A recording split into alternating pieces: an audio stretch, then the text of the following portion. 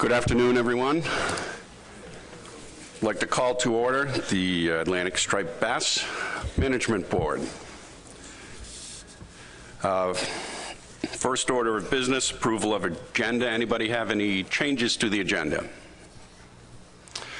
We do have an item or two that we'll include in other business at the end. So approval of the agenda. How about you've all read the proceedings, I'm sure. And do you have some changes? Yes, Colleen. Thank you, Mr. Chairman. I just wanted to make a note that on page 24 of the February 18 meeting minutes, I did not represent the state of New Jersey in the final roll call. Huh. So noted.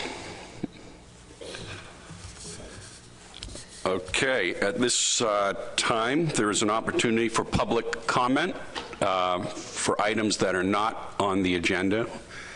We have no one signed up. Is that correct, Max? We have one. Oh, I'm sorry. We do. Captain Newberry, could you come on up to the mic?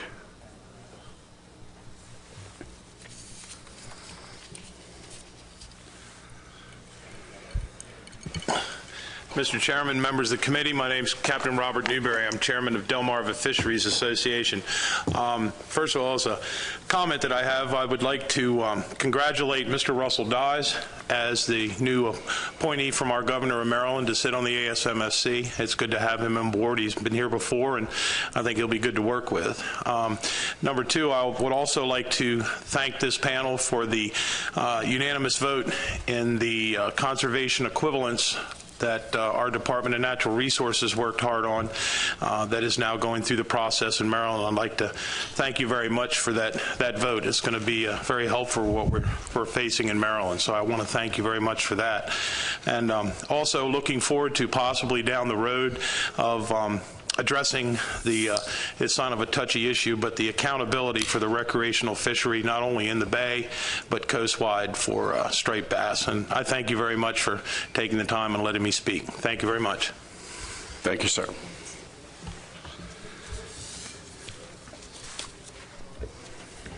Lauren, could you turn off that mic, please? Any other public comments? Seeing none, we'll go to the first agenda item, providing guidance to the Stock Assessment Subcommittee regarding biological reference point. As you know, we formed a working committee last meeting, and we met several times, sent out a survey that most of you responded to, and Max is going to summarize the report from that group and summarize the results of the survey. Thank you, Mr. Chair. So just to refresh everyone of how we got to where we are, of course, there's a benchmark assessment currently underway for striped bass.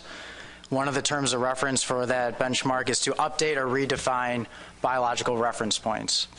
I think everyone is also aware that we've heard some concerns from members around this table that the current reference points may be too conservative and or are restricting fishing unnecessarily, which has raised questions about whether the FMP objectives have changed since the implementation of Amendment 6, and maybe those acceptable risk levels have changed as well.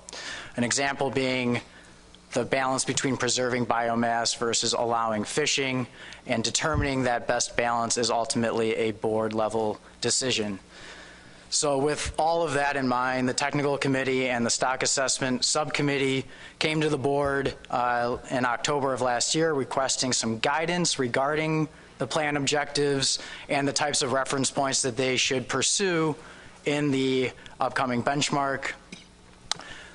Initially, the board hoped to have a workshop, but with budget and time constraints, we couldn't really make that happen. So instead, the board decided to establish a work group of board, advisory panel, and stock assessment subcommittee members to develop guidance recommendations for the board to consider today. And I want to just take a minute to clarify that the goal of this exercise is to give the stock assessment team a starting point for developing reference points. There's a lot of different roads that the stock assessment could have gone regarding reference points, and I think everyone agreed no one's in the interest of exploring a set of reference points that this board isn't interested in. So again, that was the goal of this exercise, and if any new management objectives did come to light from this, or if new reference points are identified at the end of the assessment process, the board would still need to go through the adaptive management process to adopt those objectives or reference points into the management program. So this is just helping the stock assessment team develop reference points in the assessment. Okay, so here's a snapshot at the benchmark timeline right now. September of last year was the data workshop. That's what sort of spawned this whole exercise. And then today, the board will give some formal guidance to the stock assessment regarding reference point development, which the stock assessment team will take into the modeling workshop in a few weeks. And then, as we heard yesterday, the stock assessment is on the SAW-SARC schedule for this November. So in February of 2019, the board can anticipate reviewing those findings and consider a management response at that time. Okay, this is a glance at our membership of the board guidance work group. So WG is going to denote work group in my presentation. We tried our best to ensure all interests were represented on the work group, but remember that membership was volunteer-based. It was also limited to 5 board members and 5 AP members, but you can see that we have a pretty good spread geographically amongst the board and advisory panel. And we also had our stock assessment subcommittee chair, our technical committee chair, and 2 other stock assessment members. So again, the work group was tasked with developing reference point guidance recommendations. So to do that, as our chair pointed out, the work group developed a survey and sent that to all board and AP members to solicit their input and facilitate that process. The survey asked 15 different questions. Most of them were multiple choice, but some were fill in the blank or write-in questions regarding what members value most from the striped bass resource and fishery, and regarding overall satisfaction with the state of the stock and management under Amendment 6. The results of that survey were then used to develop these recommendations, which I'll go over. If you didn't take the survey or haven't seen it, there is a copy in your briefing materials along with a summary of those results and an appendix with all of the write-in responses that were received. I'm just going to highlight some of the major take-home points from the survey results, but feel free to dig into your briefing materials for more details. Okay, so respondent demographics, starting with the board. We had pretty good turnout. 27 board members completed the survey, and we had representation across all jurisdictions except for the District of Columbia, and that's what this pie chart is showing you. There's no meaning behind the colors. It's just trying to spice up my presentation a little bit. It was pretty dull. So just a visual representation. And then looking at the bar chart, this is showing you all the sector categories that you could check off in the survey, and again just showing you that we had representation across all those sectors, but that big bar on the right side, that's your administrative commissioners, so predominantly administrative commissioners. Looking at our advisory panel respondent demographics, we had 9 AP members complete the survey, which is somewhat a product of the size of the AP. It's a small group, and so that's on par, really, for AP participation.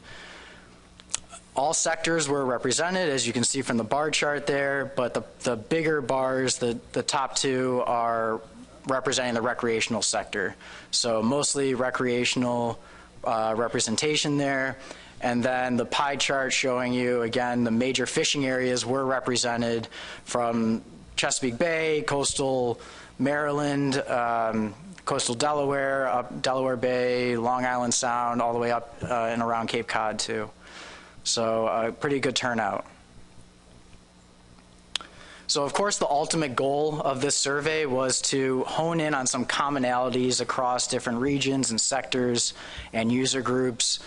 However, and probably not surprising to many of you, the survey was unable to identify an overwhelming majority regarding general satisfaction with the management of striped bass, current management triggers, or with the current reference points. And I'm showing these figures to give you another visual of what I mean by overwhelming majority.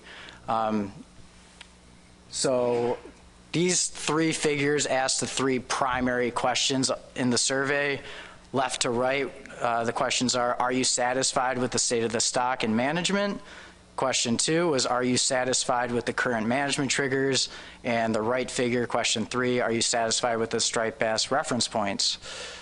The left-hand column on each figure is the yes column, the right is no column, and then the blue is board, and the orange is AP. So again, the take-home is that there's no overwhelming majority. There's some slight majorities on the second two charts, but overall it's pretty split. If we hone in a little bit on respondents that are not satisfied with the current reference points, some of those responses showed that some commonalities there, that the biomass target is too conservative and or unachievable under current conditions, and that being not just environmental conditions, but also conditions of other predator and prey populations was cited in those responses. Another commonality there is the development of stock-specific reference points being very important to these respondents, also something we've heard around this table a lot recently. Additionally, survey results indicated an interest in revisiting the pre-Addendum 4 reference points. So we remember with Addendum 4, it implemented a new set of F reference points, fish and mortality reference points that were designed to achieve the respective biomass targets and thresholds over the long term.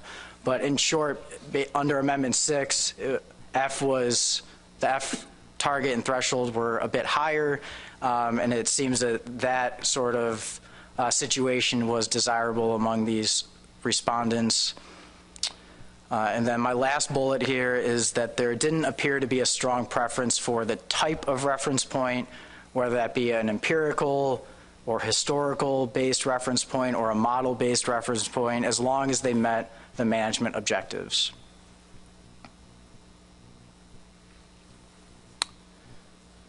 So when asked to rank the current management objectives from most important to least important, there was pretty high agreement between the board and AP respondents.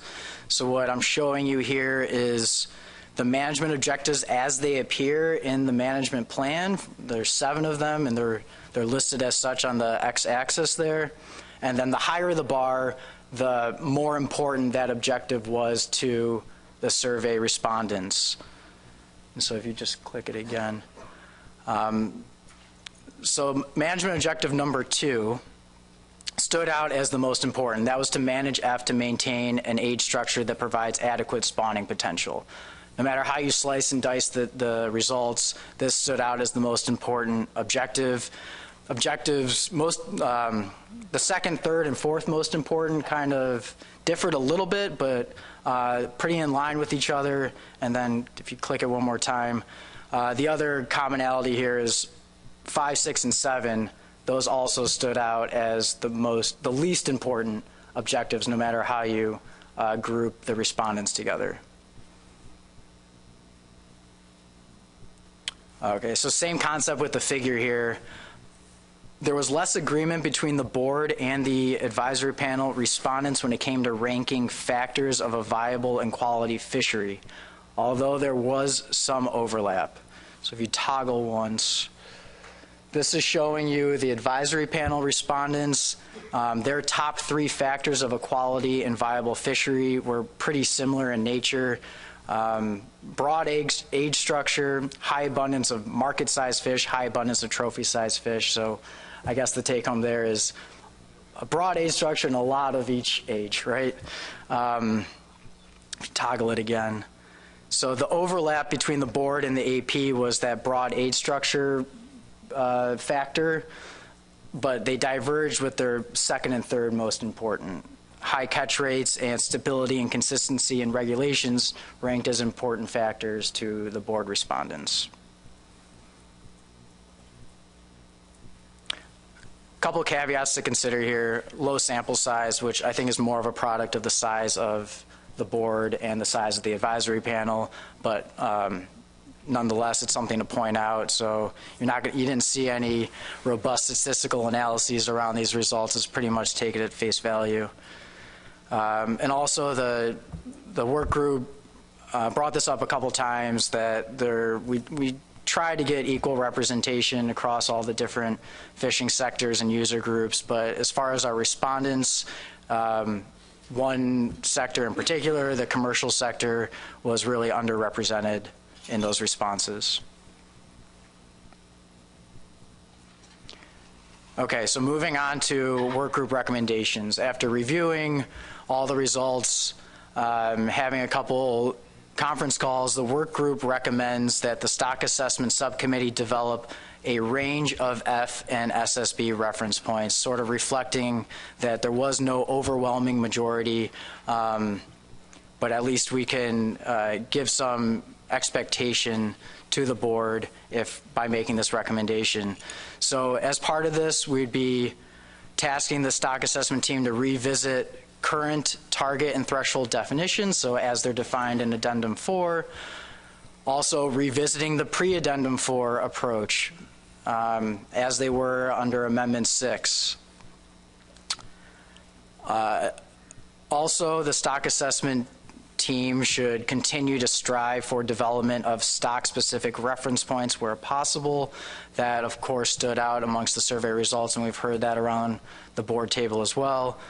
And then an important part of this is that for the SAS to clarify the various implications of the different reference point values that they bring forward, and this would ultimately allow the board to explore the trade-offs of different management objectives and different characteristics of a quality fishery following the assessment.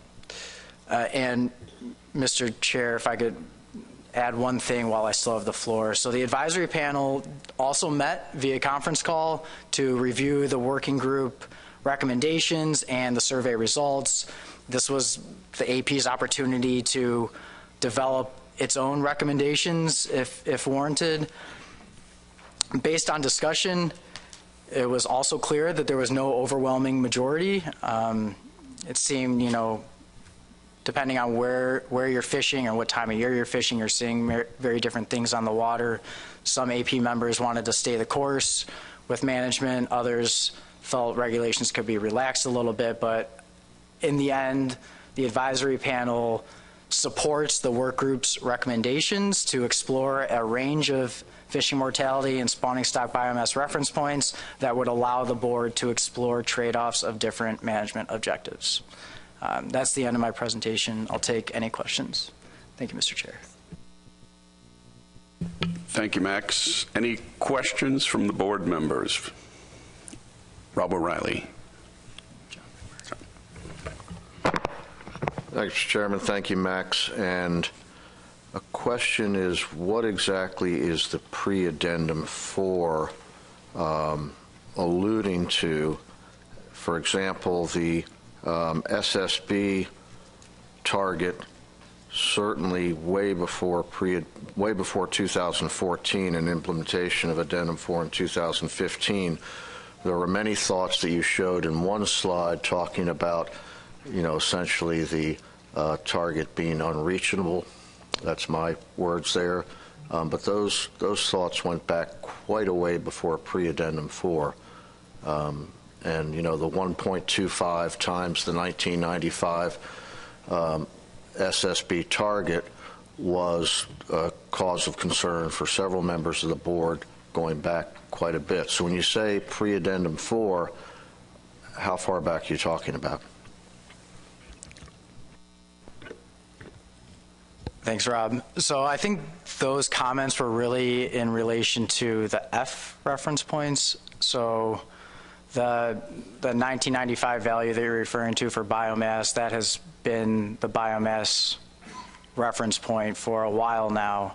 But the change between Amendment 6 was really the period we were talking about, and Addendum 4 was a change in the F reference points, getting those in line with each other. And so it basically brought down that F value.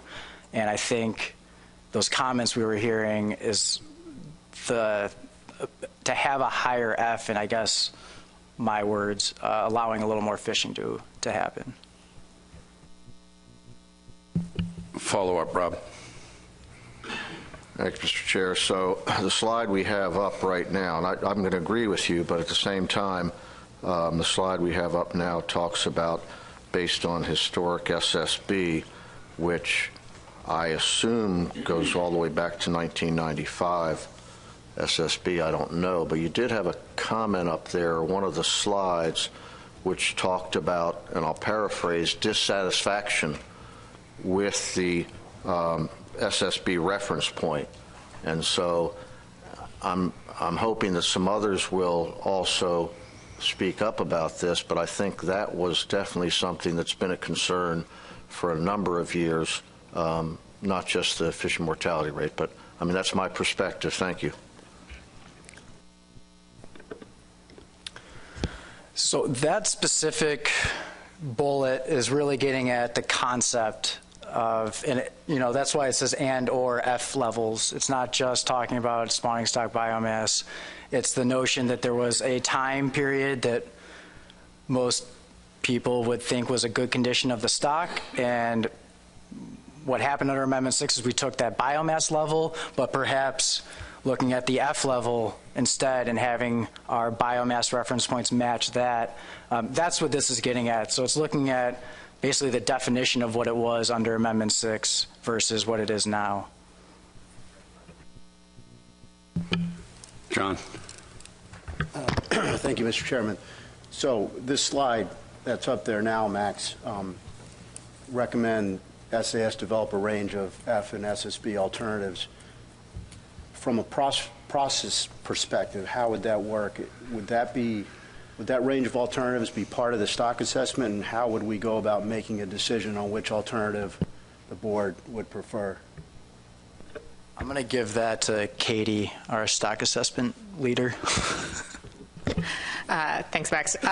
So yeah, I think it would be part of the assessment in that we would sort of select, I would say, a method to develop a reference point, and then the actual level of the reference point would be chosen later after the board has a chance to review the final outcome. So we would probably pick, say, a range. For example, let's keep the current definition. So what would the reference point look like if we keep the current definitions? What would a reference point? What would the value and therefore the associated SSB levels and the associated F and harvest levels be if we chose a higher F, maybe in line with what the pre-addendum 4 level of F was? And then we would go through peer review with those, and we would say, make sure we've calculated these correctly and that they're biologically meaningful. And then the board would come and see these, and you would have, as part of your sort of response to this assessment, you would select from there the reference points that you would like to establish with this fishery. And I think that's where the discussion about trade-offs and things like that would come into play. Thank you for that explanation, but the actual decision-making process, would that be done through an addendum, or would it be just a discussion amongst board members in one meeting? That would be through some management document. I think reference points is in your tool bag in the management plan, but if the board felt that it was a big enough issue that they wanted to go through an amendment, that's possible.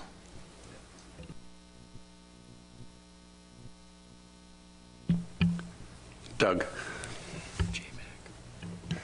Thank you, Mr. Chairman. One of the things that I would like to see with this is that the stock assessment subcommittee tell us what the thresholds are, either via an empirical approach for both SSB and F, or more ideally, I'd rather have some kind of a model base for the SSB if it can be done. And then the board would set the targets reference points based on our risk that we're willing to take with the fishery. Because the way I understand thresholds is this is a threshold for fishing mortality is the point at which we're going to be overfishing. And that we can't stay below, above that level for very long without harming the stock. And that the biomass, we want to make sure it does not go below the threshold, because that can harm the future sustainability of the stock. But then the target, which is sort of a buffer off of this, is sort of the risk that this board is, how close to the threshold we want to fish. Obviously, if we want to fish closer to that threshold, have a fishing mortality rate that's closer to the threshold, we're willing to take more risk. If we want to have something a little bit more conservative, then we're willing to take, we would prefer to take less risk as we're dealing with this. That's the way I was hoping we would be making recommendations on ways to develop the targets, not so much the thresholds, which I hope will come out of our stock assessment scientists. Am I off on this, or?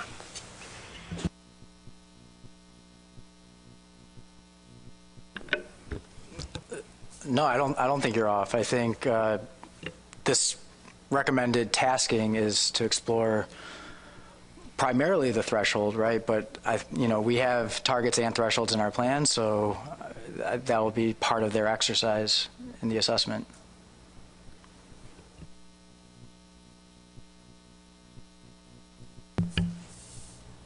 Okay.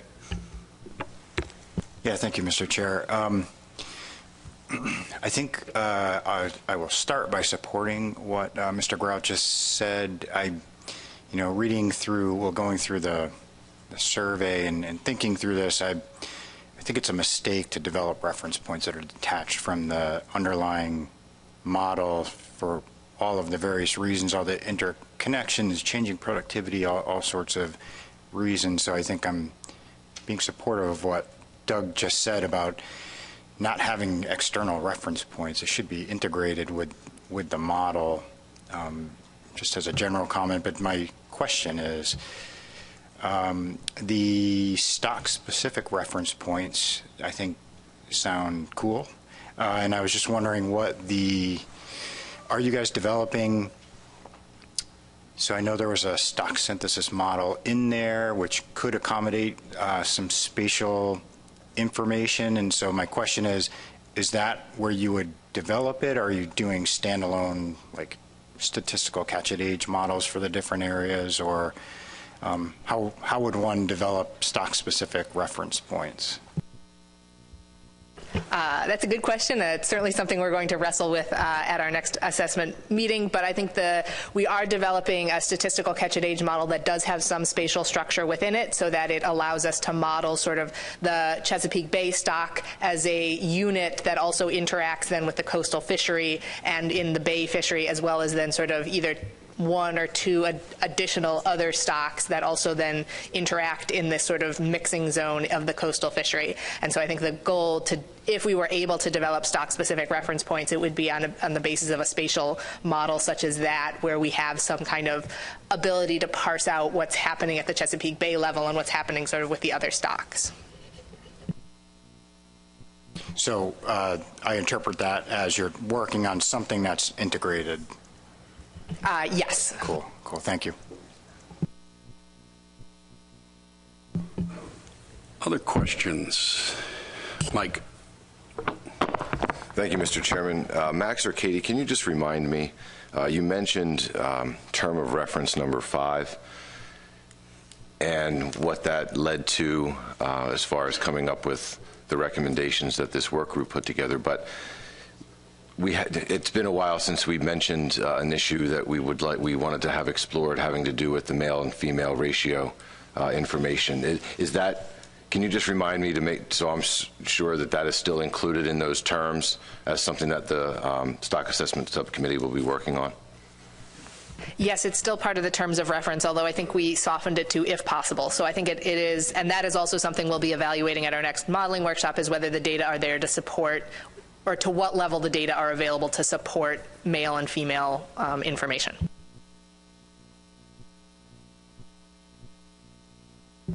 John.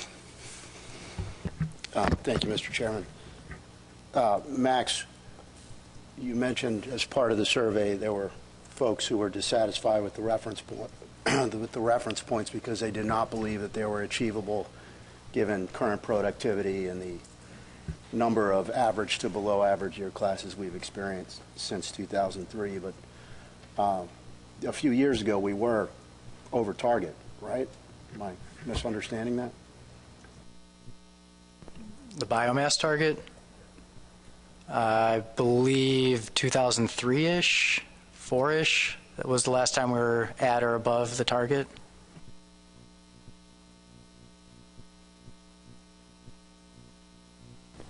Okay. Well, if there is reason to believe that something has changed that's reducing productivity, I would argue that that's a reason to be even more cautious. Less cautious, more cautious instead of less cautious, John. And it also provides reason for maintaining a good agent size structure. But that was more of a comment than a question. Sorry.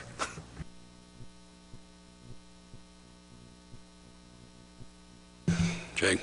Thank you, Mr. Chair. One other thing that kind of, popped into my head as I was looking at this is none of this is all understandably so single species oriented, and so I was wondering if you thought, and I don't think there is, but if there is any nuance in these where one might incorporate multi-species considerations, or will there be flexibility moving forward? I mean, it's not something that's immediately available for the current assessment process, but hopefully not too far down the road. And I guess I'm wondering, should we be thinking about that and leaving room, and if there's some management process that follows the assessment, if we should be leaving in some consideration for, I'll just be specific about it, where the striped bass population should be relative to some of the objectives for the menhaden fishery, that sort of thing.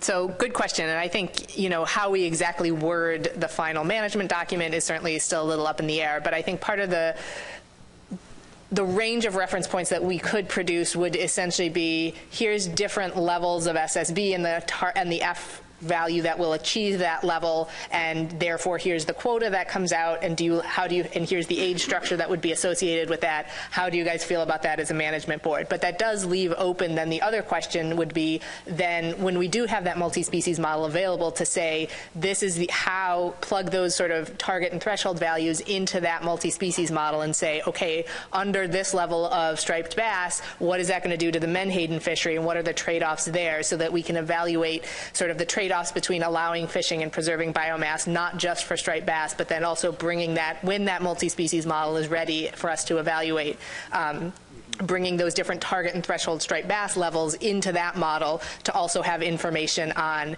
what would that do to the menhaden population as well. So I think kind of the methodology could be there, and then how the board chooses to sort of structure the reference points down the line, I think, is up to them. Ed, did I see your hand up?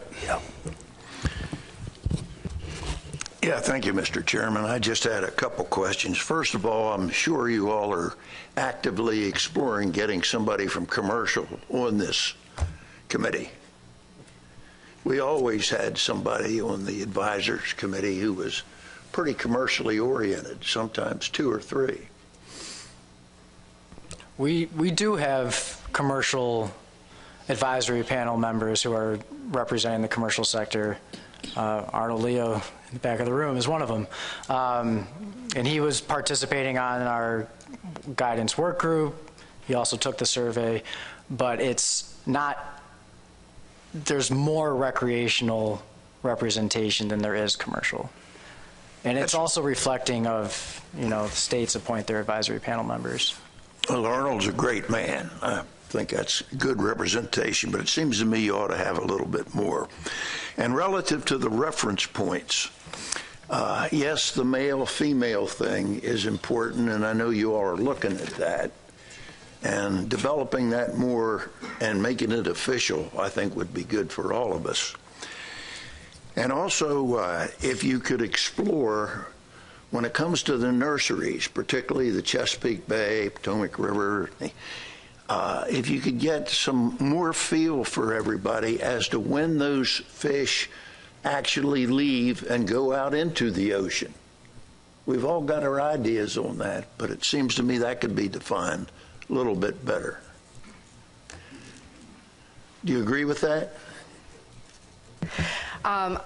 It's not something that the assessment can do right now because but I think they are working on, I know we are working with Dave Secor on some telemetry studies so that we can actually tag the fish and monitor where they go out, and there has been some historical tagging work on that. So I think that is something that needs more attention and research, and it's getting some that we can hopefully fold those results back into the assessment and be more informed on that front.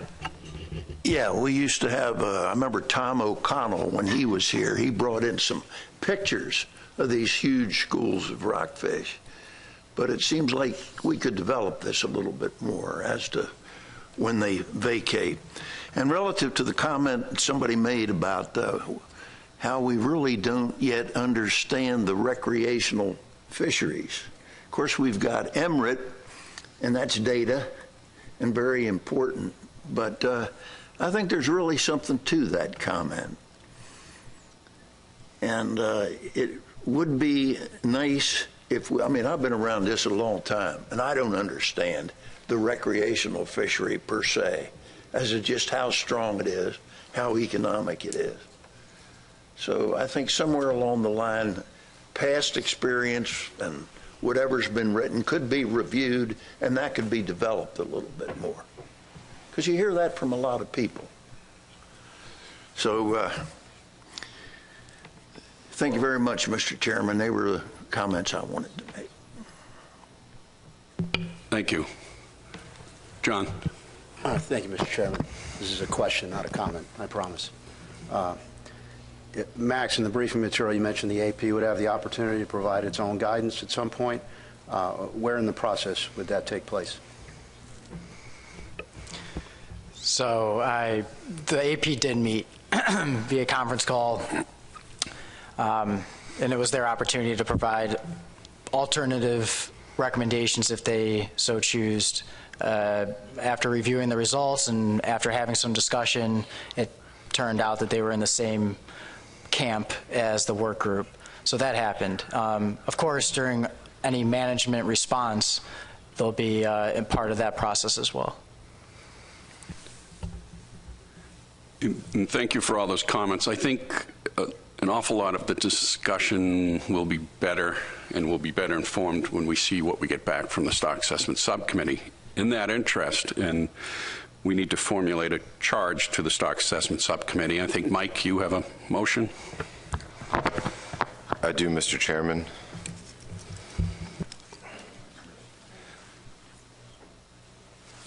So I would move to task the Stock Assessment Subcommittee to develop a range of F and SSB reference points as part of the 2018 benchmark stock assessment as recommended by the Board Guidance Work Group. Thank you. Do we have a second? John Clark. Discussion. Doug? So, Mike, are you talking about targets or thresholds or both? Mr. Chairman, so my motion speaks to that last slide that was put up as far as what those recommendations were. I got a little lost in that discussion over targets and thresholds and wasn't exactly sure where that was going. I was waiting to hear something from staff. You know, I wouldn't have any problem in the comments that were heard today. Not only would the working group's recommendations move forward, but thoughts from board members today could also be part of that that guidance as to the development, as to the work of the SAS in the coming months.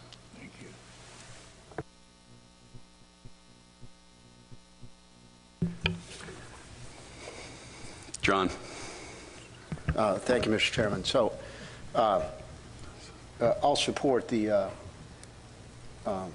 motion, but I want to be clear that the public's going to have a chance to comment on this. The public's going to have a chance to weigh in, and I don't know if I got that answer when I asked it. Like, what's the mechanism going to be to choosing a reference point, and is that process going to allow for a significant period for the public to comment on it? Because this is a big decision. We're talking about changing the management objectives.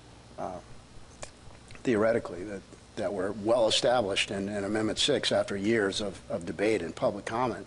So I think it's only fair at this point that we make sure the public gets to weigh in.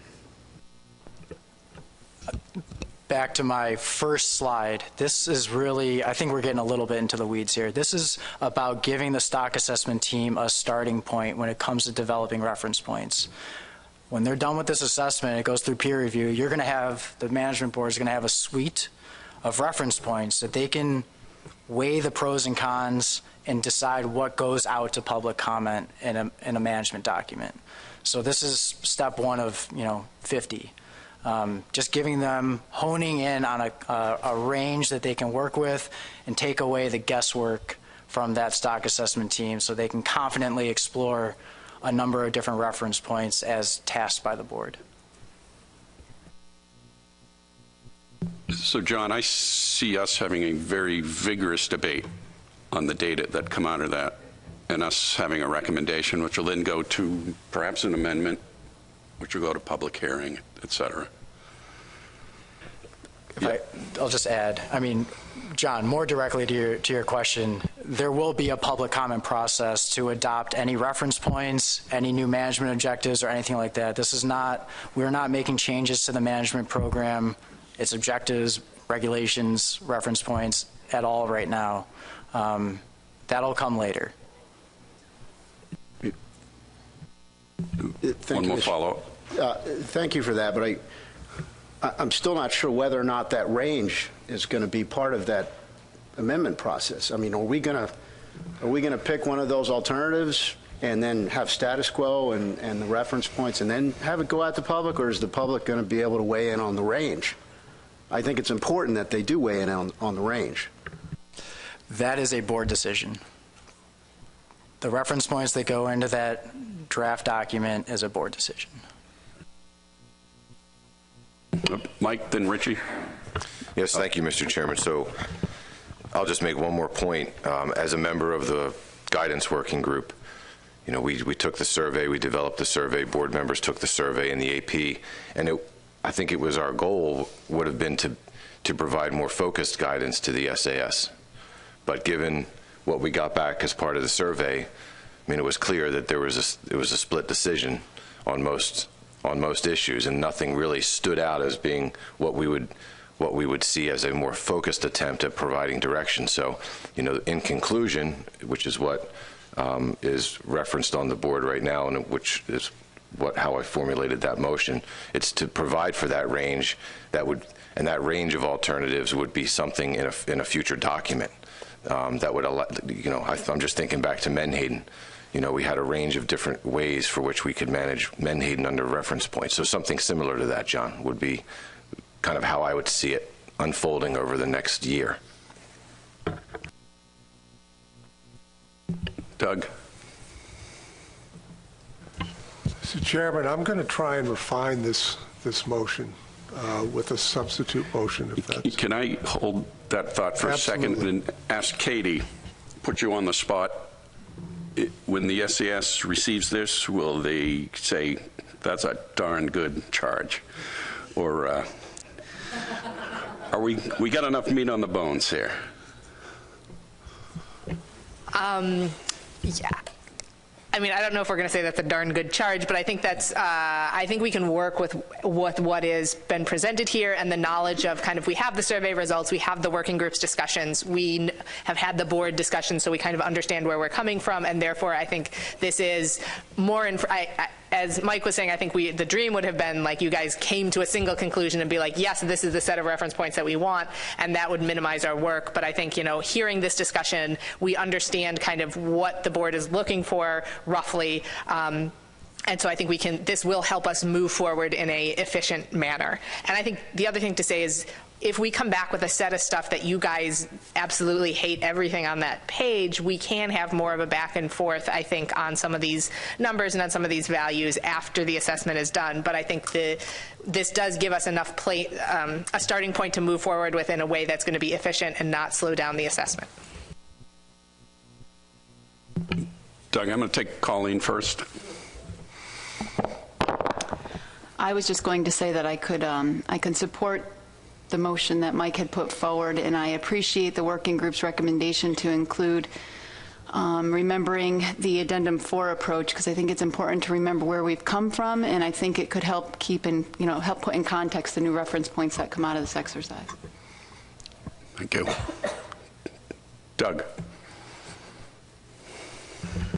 So I'd like to put forward a substitute motion that I think refines what the working group came up with, but more along the lines of what I made with a previous comment, that I believe that I would like the stock assessment subcommittee to come up with the most robust biologically based reference points, both biomass and F, at the threshold level.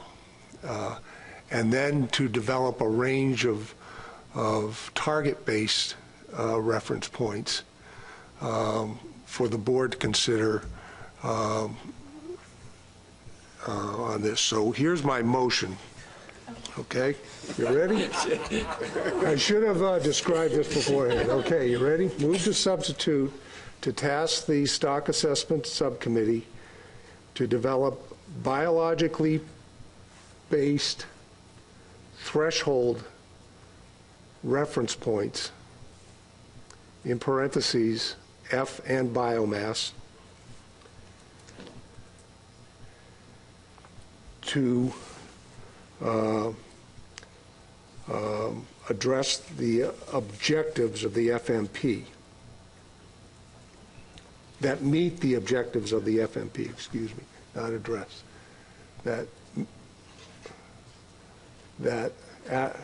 to meet the objectives of the FMP.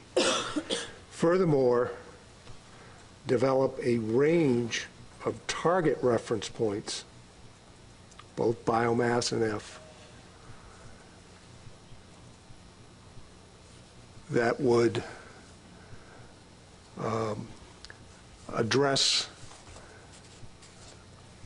provide a range of risk that the board would consider in achieving the objectives of the FMP. And if I get a second to this, I'll speak to it a little bit more, but not much. Pat Kelleher, you seconding? Okay. As I said, my concern here was the broad base of reference points. Based on my past role as a scientist, I think it's a role of our technical committee and stock assessment committee to come up with the best biologically based reference points they can at the threshold level. Tell us where overfishing is going to occur. Tell us where when we're going to the stock would be overfished, and we'd be in jeopardy of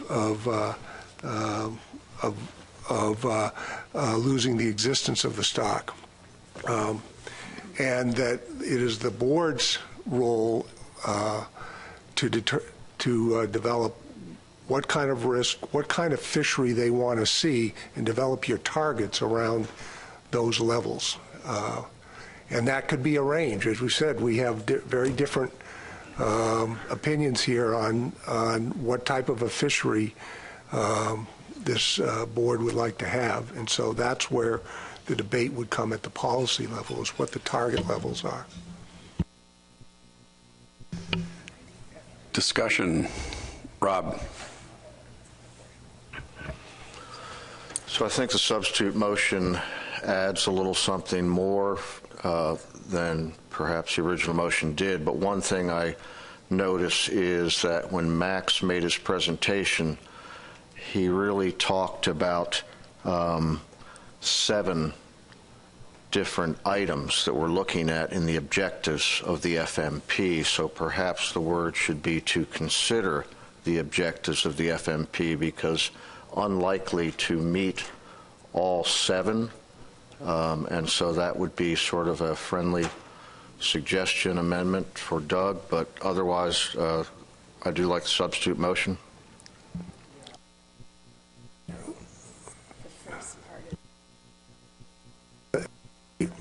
The first part, it doesn't say consider, it's only the second part, and I'm okay with that as a friendly.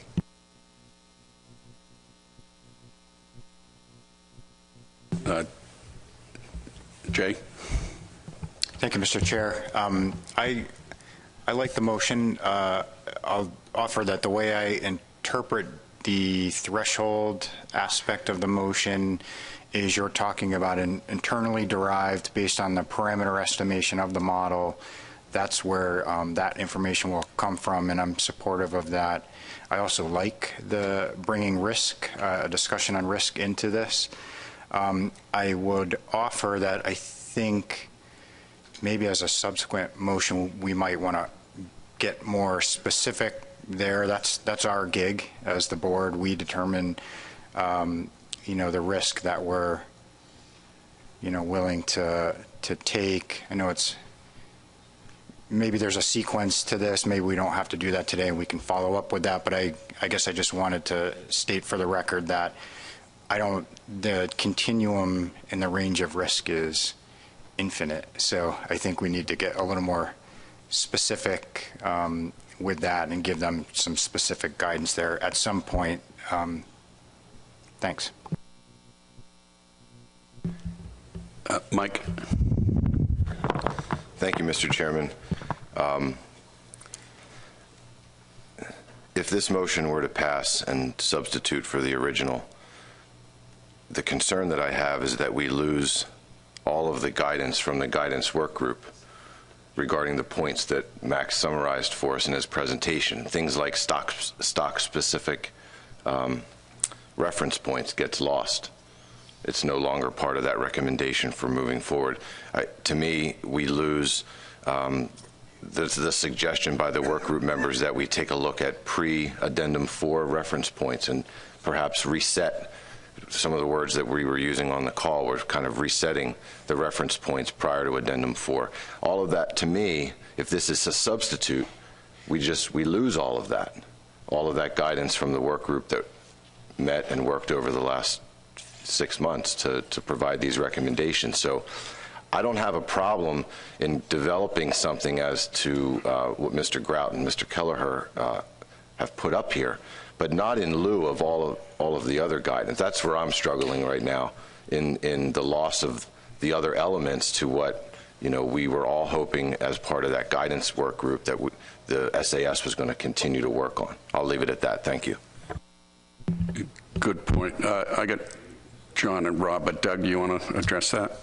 Yes, just to that was not my intent, and I was, if we need to come up with some additional wording for the target part that would allow the Stock Assessment Subcommittee to also consider some of the recommendations that came out of the working group, I'm more than willing to have that included in there for their consideration as within that range of targets. I just was trying to move out what I think was a science exercise from a policy exercise, and I think what the working group came up with is very valid policy exercise suggestions.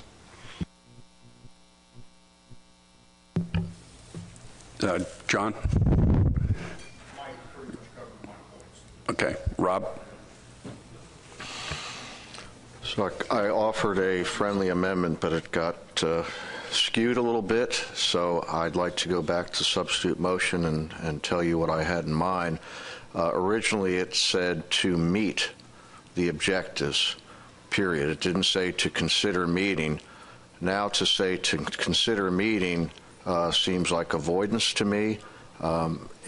All I meant was to replace the word meet with consider, and if you replace the word to before consider with that, it would read that consider the objectives of the FMP, because we certainly want to consider all those objectives. We just don't know the culmination of what we'll have there. And then, if I may, since there has been information back to the original motion, to speak to that for a second. What was missing there for me is we don't really have a reference to what the range is going to be all about, what it's going to be doing. So we went through an exercise, all of us, and some thought that trophy fish, some thought that recreational fisheries, some thought that yield. Can't say all that, but I mean, I think there was a little bit of that missing in the original motion. But again, on the substitute motion, line 3, if it said, and with Doug and Pat's forbearance, if it said that consider the objectives and get rid of to consider meeting. So, I mean, that was my intent of my friendly amendment. Thank you. Doug, you're okay with that? Yes. And Pat? Thank you. Emerson? Thank you, Mr. Chairman. I agree completely with the issues that Mike raised on this, and I don't want to see anything lost relative to the issues that were brought forth by the Stock Assessment Subcommittee. So for that reason, I'd be opposed to this substitute. And then I also have a question, Mr. Chairman. I'm a little confused here. Aren't we also through this process going to consider changes to the objectives in the FMP? Or do I have that wrong? I would say we're not going to consider changes to the FMP as right now because we haven't done the full public comment process with that. So I think as a SAS member, when I read this, what I would interpret that as would be consider the current objectives of the FMP to develop these reference points, and then as part of the next management process, the amendment or the addendum, that would be the chance to revisit the objectives and possibly then adjust the reference points as well. But I think the objectives wouldn't be reconsidered without the full-blown public process.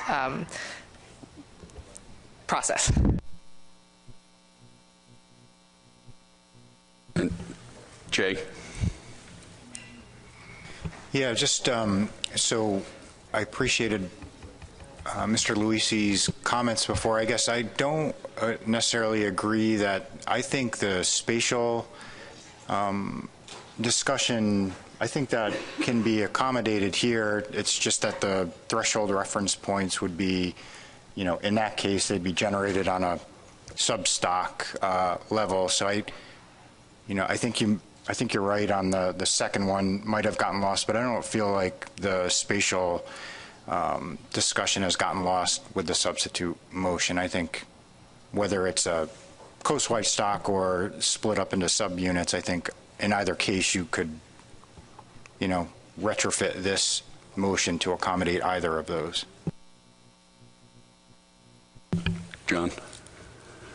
Thank you, Mr. Chairman. So I'm just rereading the range of risk portion of this motion, and I want to ask the question of the technical committee. Does that would the current reference points be at the bottom of that range, or would you consider a full range? Because certainly there are some people who think our reference points are too risky now from a geography or an expansion perspective. So I would hope that you would consider a lower level of risk than what we're looking at with our reference points now, in addition to what I'm presuming will be a lot of alternatives that provide a higher level of risk. I mean, we could certainly, if that's the will of the board, we could certainly consider additional, more conservative reference points as well out of this.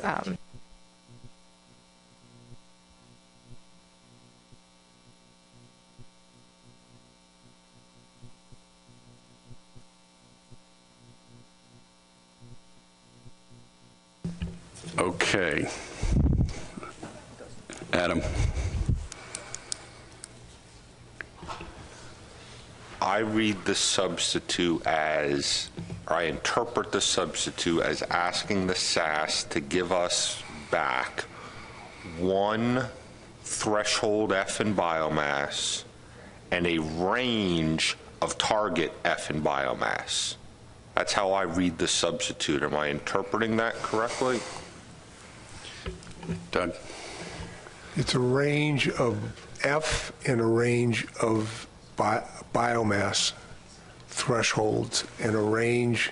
It is a single value that they think is the best threshold F, the best biologically based threshold F and biomass, and a range of fishing mortality rate and biomass targets for us to consider based on some different risks. And I do want to emphasize, if some of the board members would feel more comfortable, I could add a sentence that would expressly ask the stock assessment subcommittee to consider some of the suggestions in the working group paper. Adam. So thank you for clarifying that. My hesitation with supporting the substitute motion is that we have 7 objectives in the FMP. So when I look at a motion that asks for a single F threshold number and a single F biomass number, I have a very hard time believing the SAS themselves can come back with something that considers the objectives plural of the FMP. I think we'd get a very good biological number, very sound, scientific based, but I think it's ultimately the charge of this board to consider all of those objectives, and we're not going to be able to do that around this table with a single number for a threshold, in my opinion. Thank you. Rob? So, thank you, Mr. Chairman. And I certainly am used to having just that, in terms that unless we're, and I hope Katie Drew will help on this, but unless we're going to decide the model format, how are we really going to be able to choose a different threshold than another threshold than another threshold? How exactly would that work? Because everything I'm familiar with, you do get a threshold value for both F and SSB in one way or the other. So unless the board instructs the SAS that, well, don't like that threshold, they may have to do another model, or how's that going to work? That's what I'm trying to figure out. I think, well, yeah, that's a good question. So I think there are a number of different ways that we come to our various reference points. And it's true that if we do go with a model-based reference point, so an MSY type reference point or an SPR type reference point, there is a single value that comes out of that. The empirical, we would have a little more flexibility with the empirical reference points. That is to say, maybe our threshold is not the 1995 spawning stock biomass, maybe it's half of that, or maybe it's if it's a level of where we saw recruitment at or above this level associated with this level of SSB. I think, and that definition does you can come up with well, that's the thing is, I think you do get a single answer for an SSB, but there are certain levels of risk associated with each answer that you get out of that. So I think there is room for us to develop multiple pairs of reference points, if that's the desire of the board, that reflect different levels of risk or different levels of, I think the point about there are multiple objectives and they're not fully, you can't get one that'll address all of them. There is a trade-off there. So we can give you reference points that address, pairs of reference points that address certain objectives over certain other objectives. But if it's the will of the board that we focus on a reference point that minimizes the risk of a stock collapse for a certain level of risk, I think we can do that. And then give you more range in terms of what you want for a target. We can do that, but we can also give you matched pairs that address a certain balance of objectives.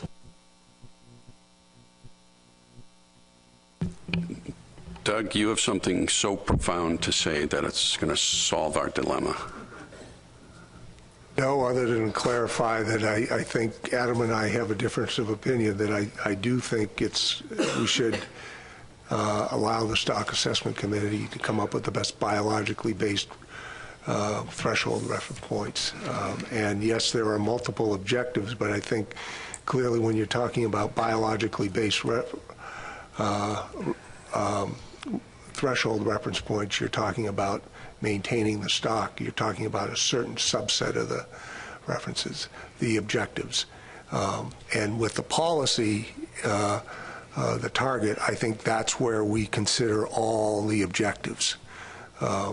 I think it's a policy decision as to how close to that threshold we're going to fish, and how close to that threshold does this board want to fish to meet our objectives.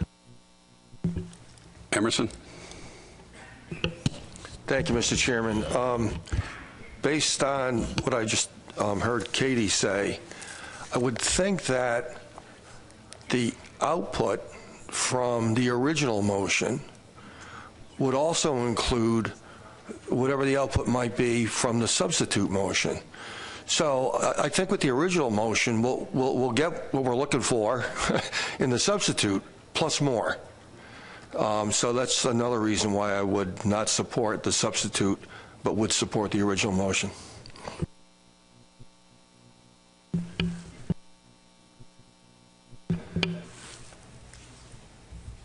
Doug, you had mentioned you would be willing to add some of the broader language. I would ask Mike, is there anything he can add from your motion that would make the second one palatable? Mike? Mr. Chair, I think it's too late to change now, but the way I've listened to the conversation between Adam, Doug, and Emerson, I see this biologically based threshold reference point as being just one alternative, where yes, we may have a choice in selecting making a policy decision on how close to that threshold we want to fish based on a target we select. But unless it states more clearly in this that there will be other empirical type reference points being considered, that's where I have felt since the beginning, since the motion was made, that we have now lost that opportunity. And it would almost be like this motion should have amended the original to include another way of taking the original motion and amending it to include a biologically based threshold reference point option. Would have been the way to go, but that's, in hindsight, I think we're too far along to modify that now. Okay, I think it's time to vote. So I'll read the motion. Move to substitute to task the Stock Assessment Subcommittee to develop biologically based threshold reference points, F and biomass, that consider the objectives of the FMP. Furthermore, develop a range of target reference points, F and biomass, that would provide a range of risk that the board would consider in achieving the objectives of the FMP.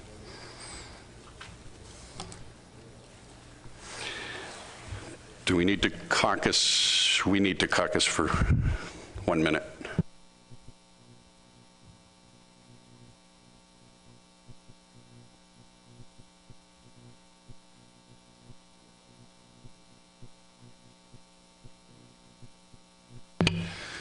Are you ready? All hands for yes.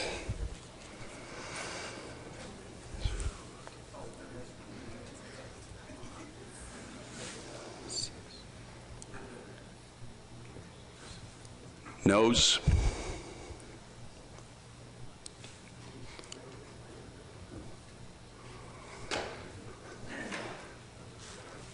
Null? Abstain?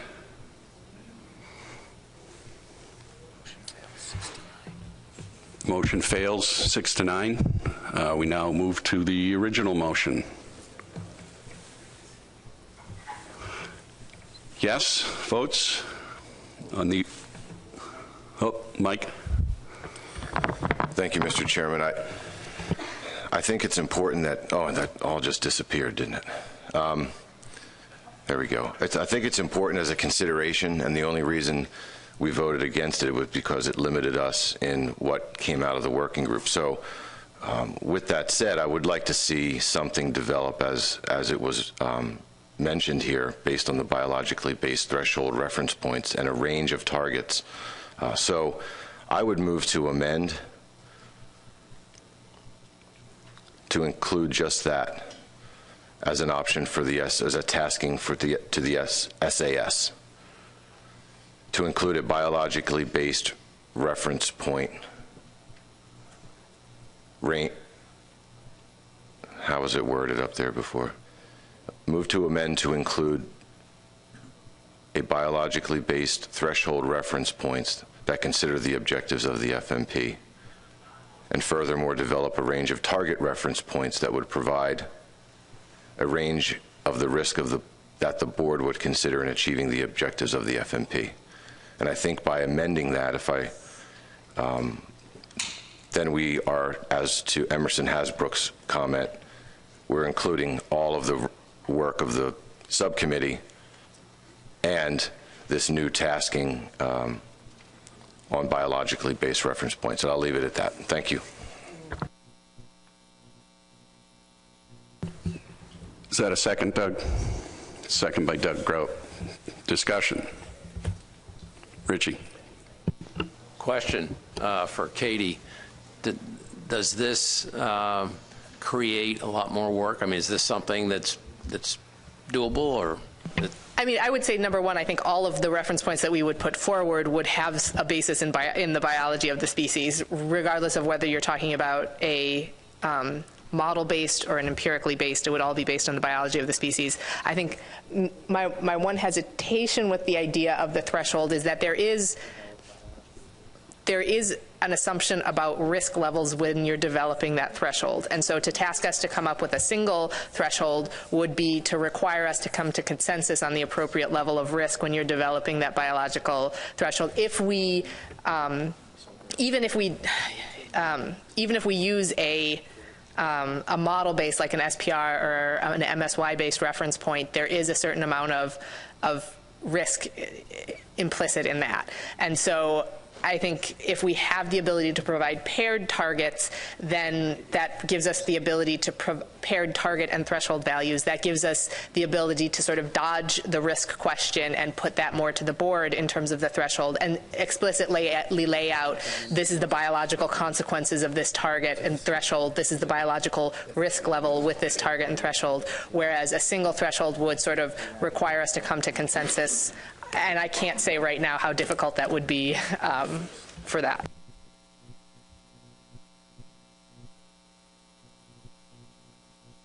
Okay.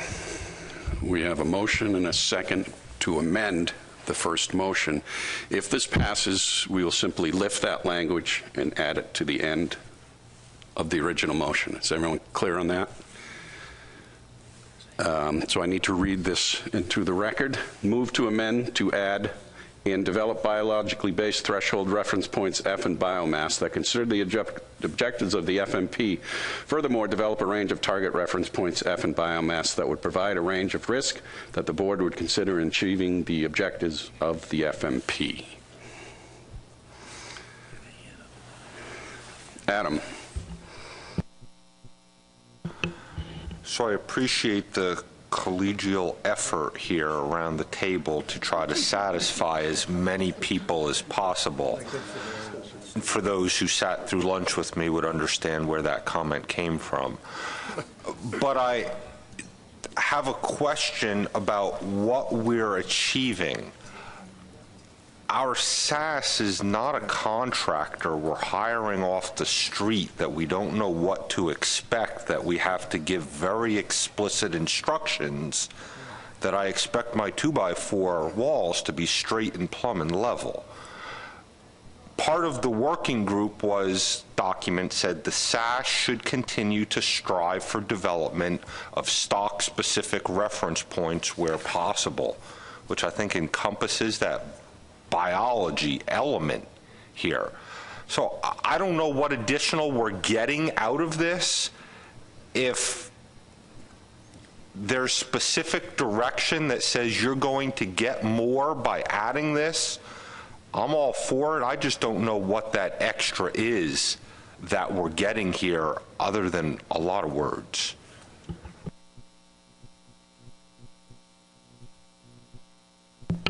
Okay. Time to vote. Did you? Okay. On the motion to amend, yeses. Caucus, sorry, caucus.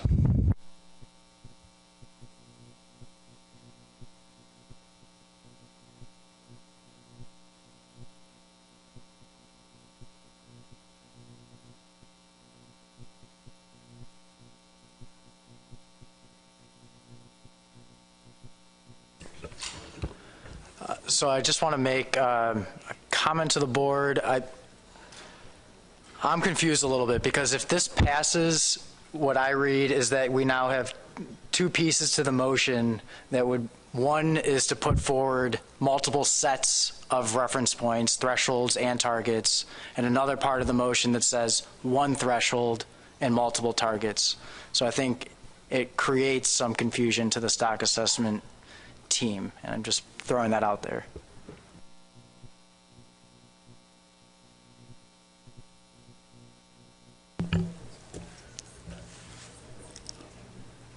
We vote. All right, we're going to vote. Yeses.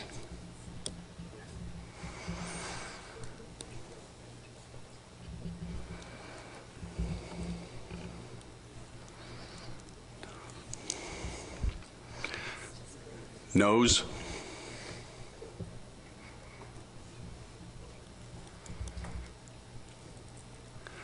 Null. Abstention. Motion passes 12-3. So it is now incorporated into the original motion.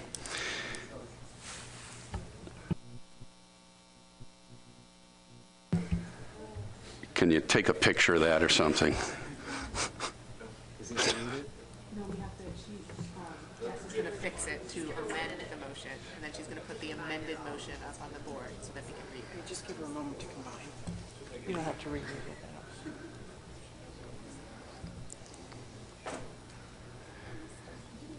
Let it be noted for the record that both pieces have been read in already, and we will combine them.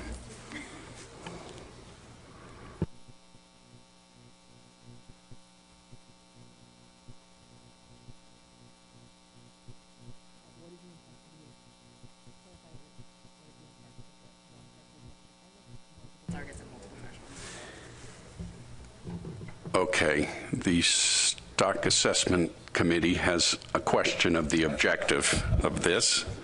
And Katie, could you state those concerns? So right now it says develop a range of reference points and develop a single threshold and multiple targets. So I just want to, it's develop a range of reference points, period, and also do one target and multiple thresholds. So I just wanted to confirm that the intention from the board with this motion, if it passes, is that we should develop one target or one threshold and multiple targets while still taking into account the work group's recommendations. Or is it the intent that we should do multiple thresholds and multiple targets?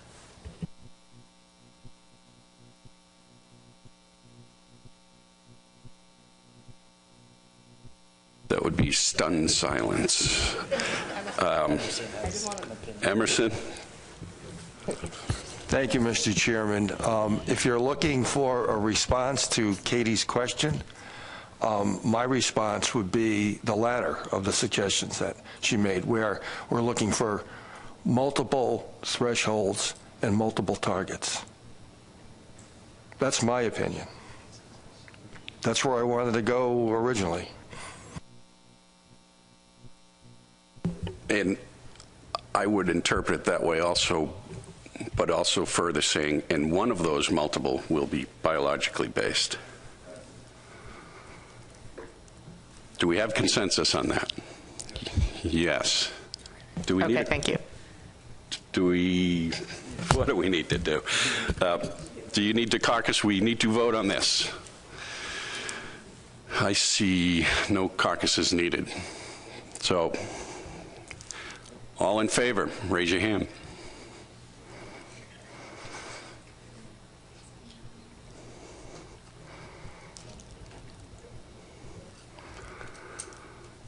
Opposed? Null? Abstention? Motion passes unanimously. Okay. Katie, could you give us an update on the stock assessment progress? Yes, Mr. Chair. So I touched on a lot of this briefly. We are having an assessment/modeling workshop in May, so mid-May, that our plan is to bring sort of some of our potential candidate models with different stock structure to the floor and sort of evaluate what kind of data we have to support those different models, evaluate sort of the quality of our sex-specific data to see what kind of sex-specific information we can fold into these models, and decide on sort of a final preferred model that addresses the objectives of the TORs and is most supported by the data at this workshop, as well as now considering the board's additional guidance on the reference points and start talking about potential candidate reference points that would address the recommendations of the work group. After this meeting in May, we will have a subsequent meeting in September that will, after the new MRIP estimates have come out, so that we can run the model with the most recent and up-to-date MRIP estimates that will hopefully include the changes to the effort survey and the APIS survey and that complete calibration, so that when we go to peer review in November, we will have data through 2017 that include the new MREP numbers. So thank you. Thank you, Katie. Any question? John?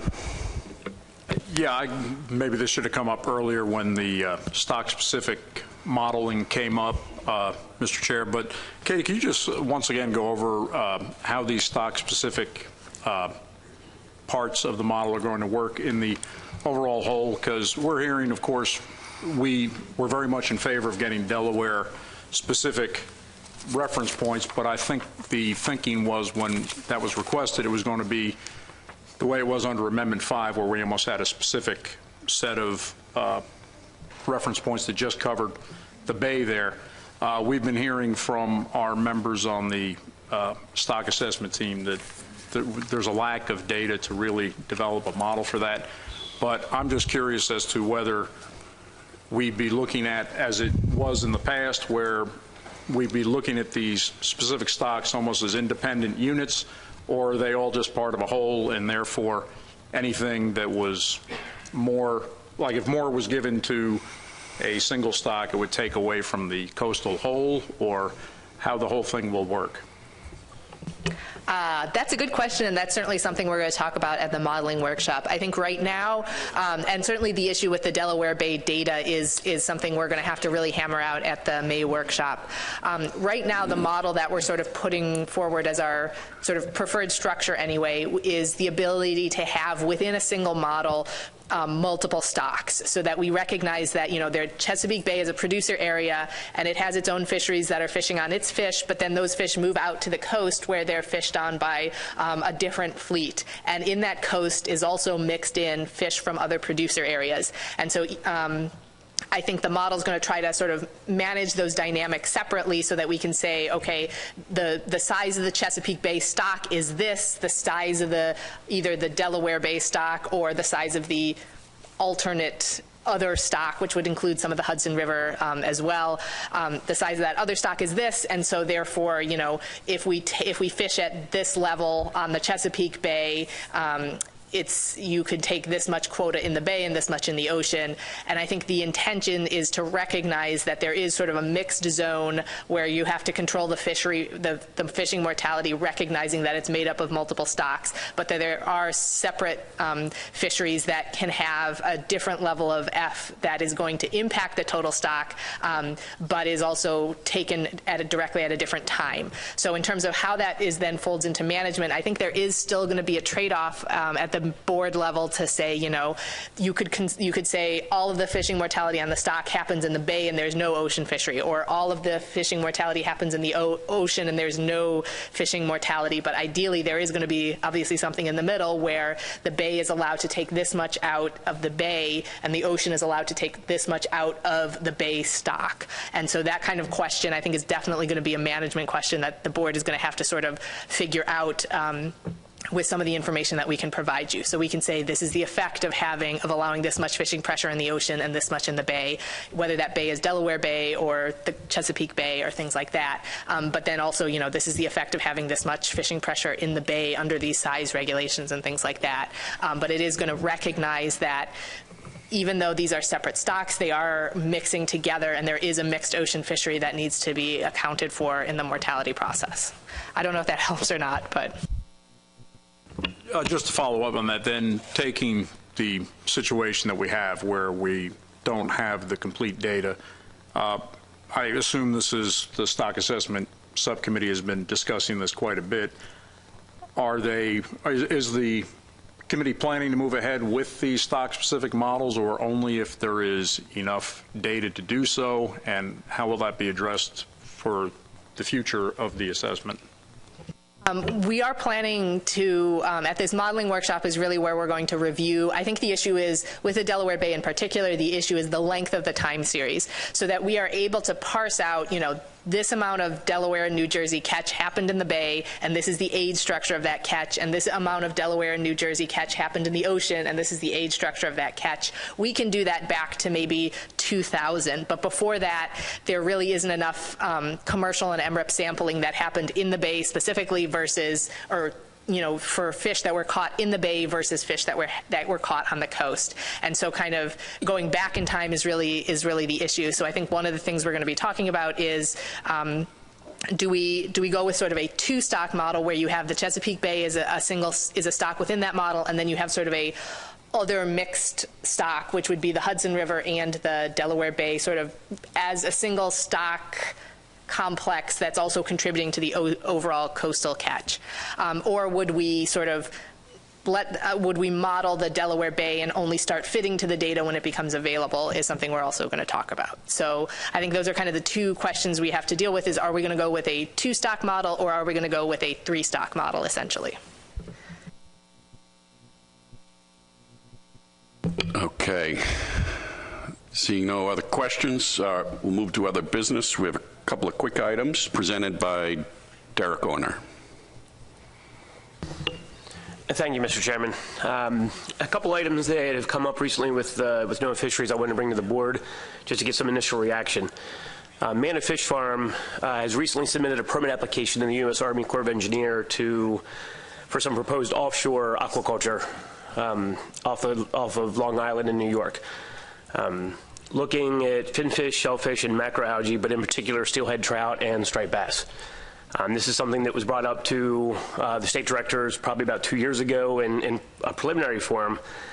But the concern is there's really no mechanism for legal, harvest, transport, possession of striped bass in the EEZ.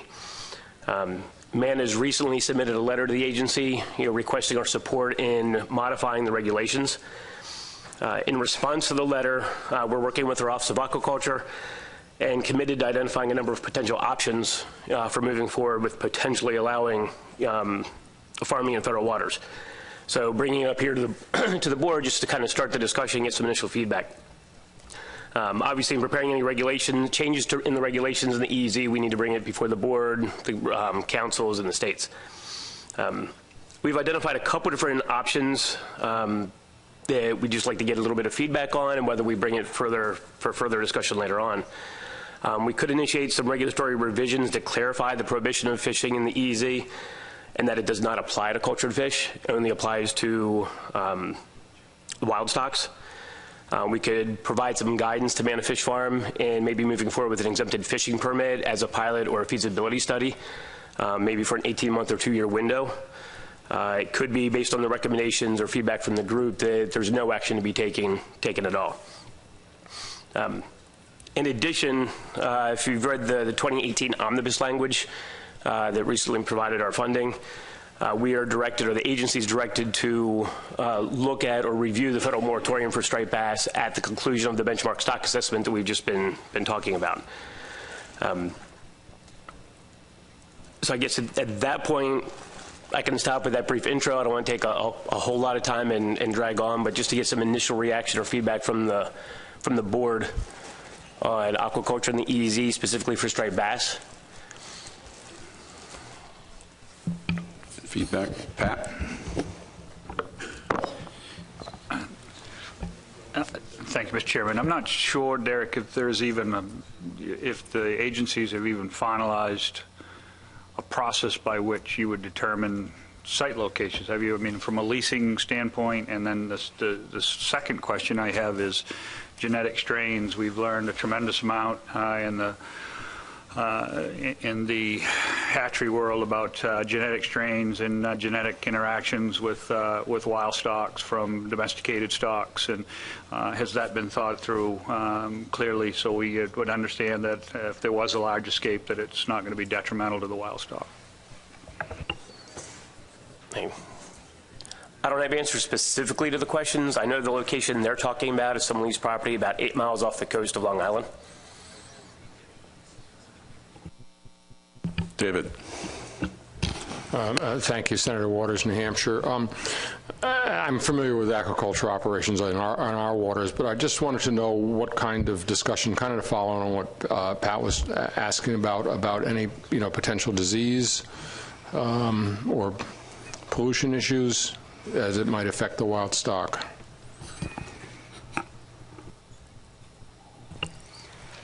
And again, I guess my response would be, since we haven't had a full proposal submitted by Man Fish Farms at this point, I don't know the specifics behind some of that.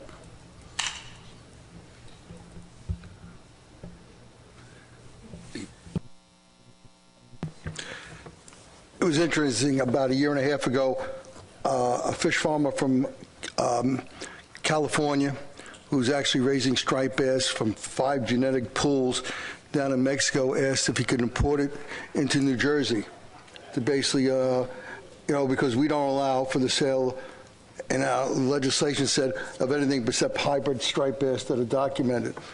And I thought it was a good idea.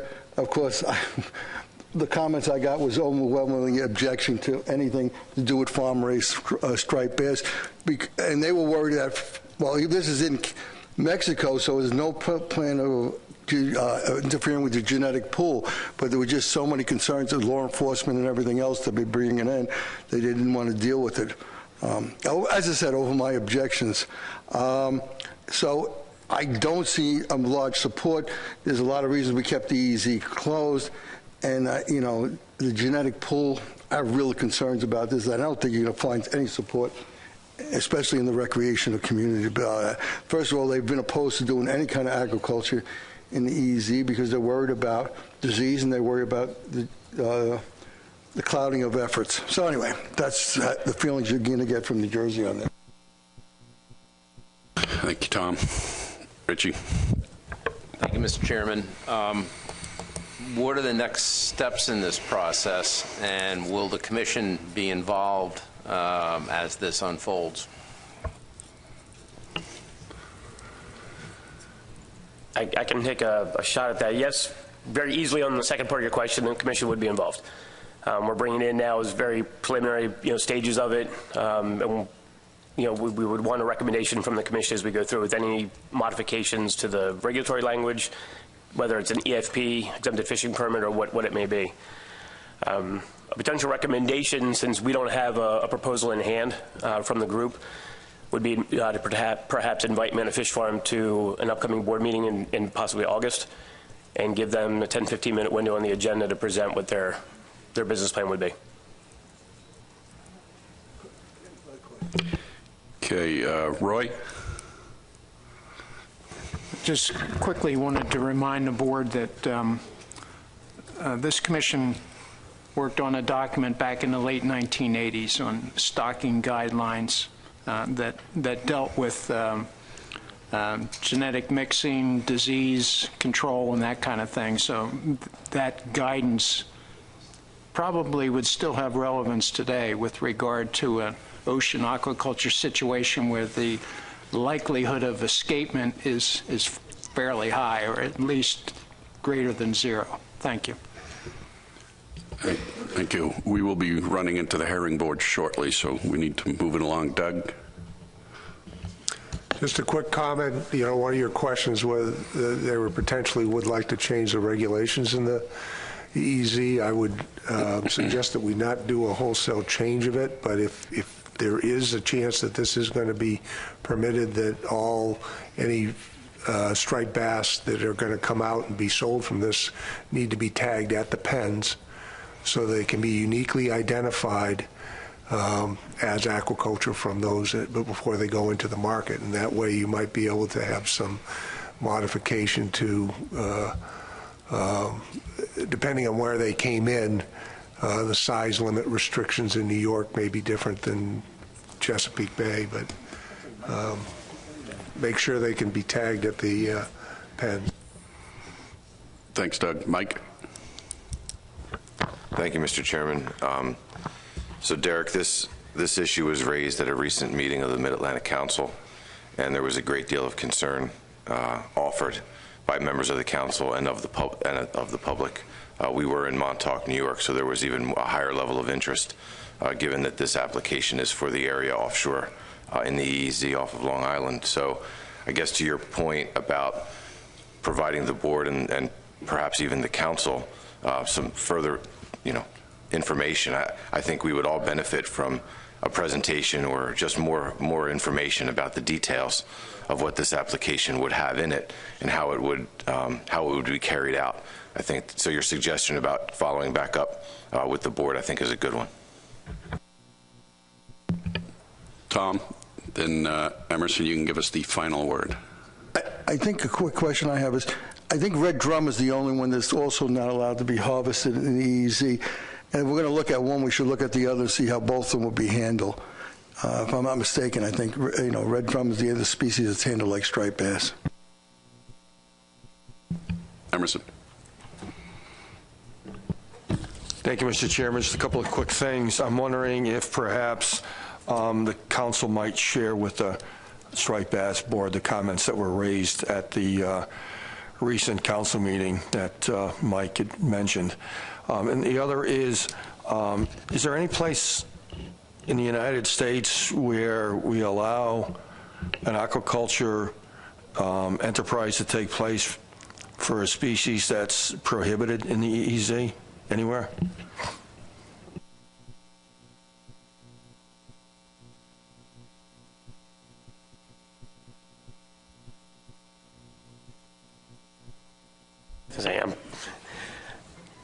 Not that I'm aware of.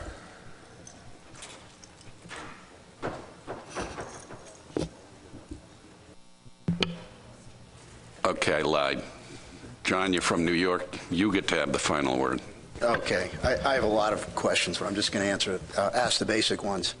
So just to be clear, Amanda is talking about raising wild striped bass, not hybrid striped bass, correct? That is my understanding, yes. But again, I have not seen an actual application. So, follow up if I may. So are they planning on catching schoolies and growing them out, or are they getting fry or eggs, or how are they getting them? Because that's significant in the context of the wild fishery. And my other question would be, we need to see what the plans are to feed them, because we're looking at depletion of the forage resource also.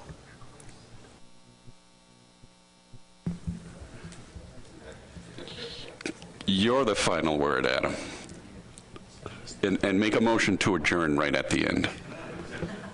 Well, that's easy. Once you see the agenda is having concluded the business of the board, we are adjourned. You don't even need a motion, so I can make those words. But my point was that it's great that someone's talking about it. I agree we should be engaged in the process, but I think it might be premature to bring them here before the board when you don't even have an application. I think some of these questions would be answered in the application. We don't need to take up our time until they get to that point. And my recommendation would be, once we get an application, have the service present it and potentially have the applicant on hand at that time to answer questions we may have. Thank you. And I think, Derek, was you looking for the flavor of opinions, and I think you got them. Yes, thank you so much. All right. With that, we are adjourned. The Atlantic Hearing section will meet in 10 minutes.